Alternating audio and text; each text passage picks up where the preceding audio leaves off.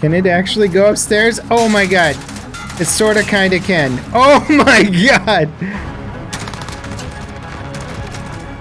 Goodbye. Wow. God, this gun is good. Oof. Oof. Bailing out. Okay. Oh, is that a nuke? Oh my god. Hey guys, Level Cap here, and today I want to give my first impressions about Call of Duty Modern Warfare's multiplayer. This isn't a full review because really there's so much content here, and also just being so close to launch, the game's balance hasn't really established itself yet, with higher level abilities and kill streaks being largely unavailable to most players. At the time of making this video, I'm 10 hours into multiplayer, I'm rank 30 in game, my highest ranked weapon is 48, and I can't wait to finish this video and get online to play some more. That's the first thing I want to say. The game is really fun and addicting, and I want to come back to it and work on new classes and playstyles to see what I can achieve. The game performance has also been stellar for me on PC. Modern Warfare is running on a brand new engine, and generally that means a whole new wave of issues and potential bugs that the developers will have to sort out. And although I know that there are some, my experience was rarely marred by an unintended issue or bug.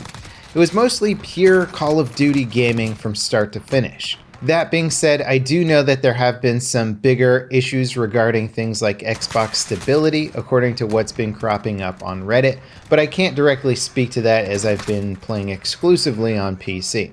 Also, there were some server stability issues when the game first launched, but I haven't experienced them since the first hour of release. Now, let's talk about the experience of the game. The ambiance of Modern Warfare is extremely well crafted, from the start of booting up the game to the menu system to getting your boots on the ground on one of the many new maps. The world feels more realistic than previous Call of Duty games, with more authentic looking maps, realistic weapons, and graphics that achieve near photorealism, especially when it comes to interior building design. People who live in the UK say that the Piccadilly Circus level is basically identical to the real world location. And although the majority of the maps are fictional, they still bring a high level of realism with some extremely cool looking and complex locations. The complexity of the levels has gone up significantly, with more verticality, more building interiors, and about, I'd say, 3 to 7 times more angles and hiding spots to have to worry about. This means that your first several run-throughs of most maps are going to be more challenging than the previous games, and there will be a bigger emphasis on map knowledge than before. This also has some effects of slowing down the gameplay a bit, since there are many more angles and hiding spots coupled with a very fast time to kill. This means running across an open street is likely going to get you killed by someone you can't see or didn't anticipate. This is certainly going to be the biggest area of contention with the overall design of the game. Fast time to kill in complex maps increase the chaos level, or the random factor of the gameplay, meaning your individual skill will mean a bit less than it did before. In fact, I was able to test this concept out in Modern Warfare, as my favorite map has become Euphrates Bridge. It's one of the simplest maps in the game with a very basic layout and straightforward paths. You can learn the whole map in about 5 to 10 minutes, and then the gameplay feels far more straightforward. In this map, I had the most fun because I felt like I could control and predict my engagements better than any other map. The relatively linear layout means I wasn't getting attacked from all angles all the time, and instead I could focus on 1 or 2 different front lines. As a Battlefield gamer, this felt more familiar and enjoyable for me. The fast time to kill also felt a bit more enjoyable on this map because more of my enemies were actually facing me during the firefight, so there was often an actual exchange of gunfire, or at least recognition of an enemy's location before actually being killed. Some of the other more complex maps, you'll often die with no idea of where or how you got killed until you actually watch the kill cam. Again, this somewhat chaotic gameplay style is still very familiar in the Call of Duty franchise, but I think it's interesting to recognize that it's almost purely dictated by map design, as my personal experience was heavily affected depending on what map I was actually playing. Now, continuing the subject of complex map design, the new 64-player ground war mode is in the game, and it's totally insane.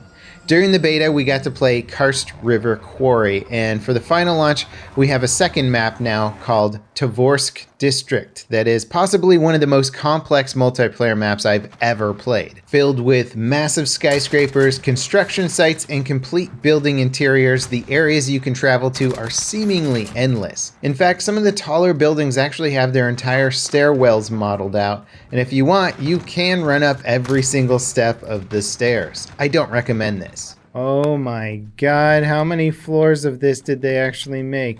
How is this actually what I'm playing? Ground War seems like a game mode designed purely for the spectacle. Watching A-10s doing strafing runs on targets and helicopters exploding out of the sky is very cool and very cinematic looking.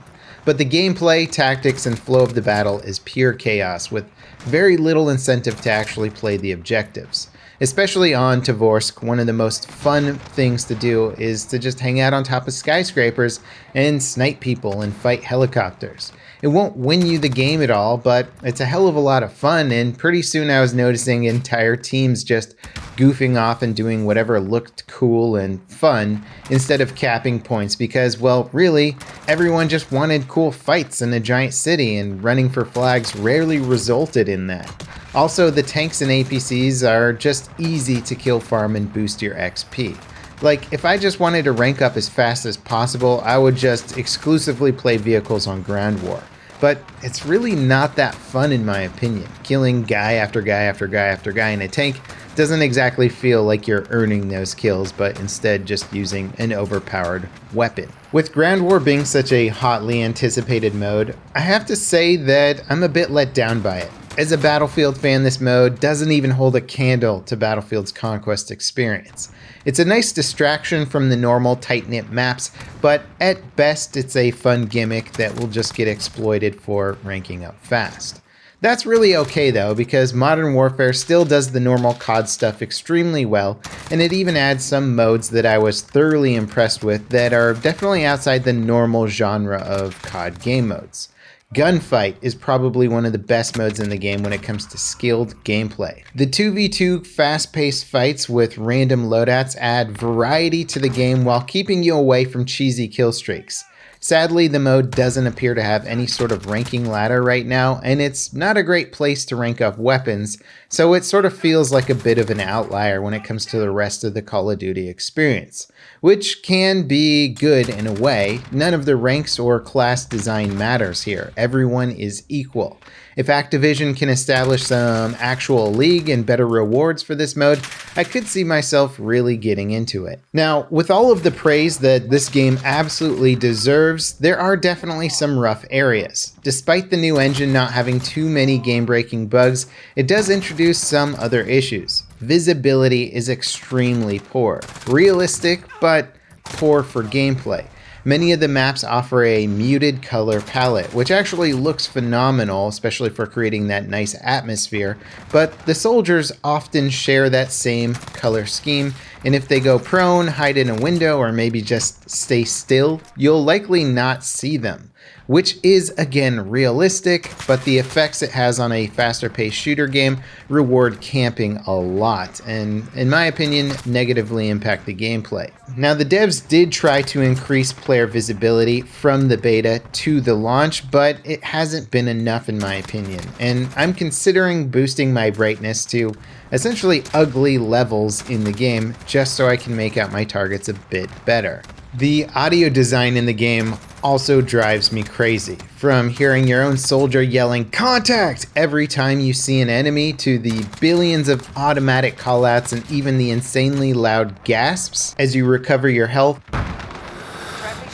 There's so much noise pollution in the game that it might legitimately make you go nuts. Now, you do have a lot of options in your audio settings to mess with this. In fact, you can turn down a lot of the announcer volume in-game, but at that point you're making the trade-off of receiving less in-game intel just for some peace of mind. Personally, I'd like them just to get rid of about 70% of the callouts in the game for everyone, so I don't have to make the decision to get less intel just so I can have a less cluttered experience. Now, weapon unlocks and upgrades have been a staple of the Call of Duty progression system for a long time, and in Modern Warfare, you can really sculpt a weapon to your liking, which is awesome, but also potentially problematic.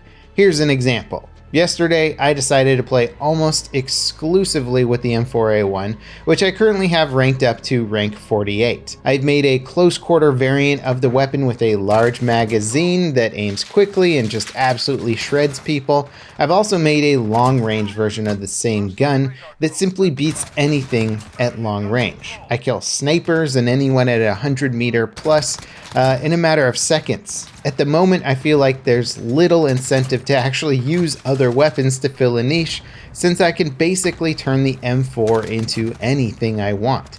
In fact, today, I'm going to try out the 9mm conversion I just got for it to make it into an actual SMG.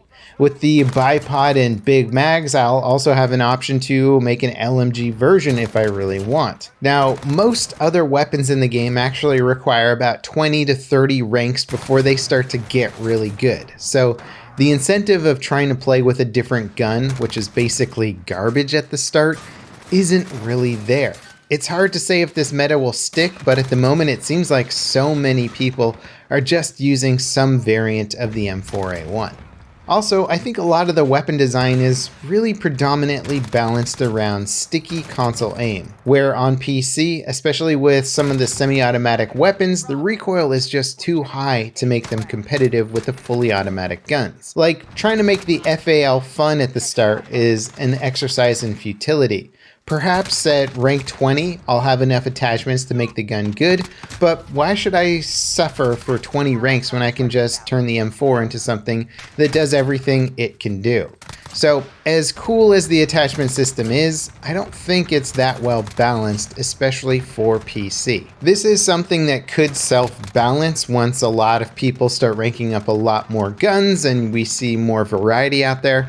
But as far as the new player experience goes, it really does seem to make the most sense to stick to one or two different types of weapons, rank them up as far as they'll go, and just sculpt them to your specific needs. Anyway, I'm actually really pumped to get back into multiplayer and really try out some of the new classes and builds. I'm a little concerned that once everyone starts getting the higher kill streaks like the cruise missiles, things might get a bit less fun, as the beta had a definitely different experience, especially in ground war, than I had when playing yesterday. And I think that's largely due to the fact that everybody's low rank right now. So as the meta starts to establish itself as people get higher ranked, I imagine that we're going to start seeing a lot of different practices emerge here. That's something I'm curious to find out about, and I'll certainly be covering in the future.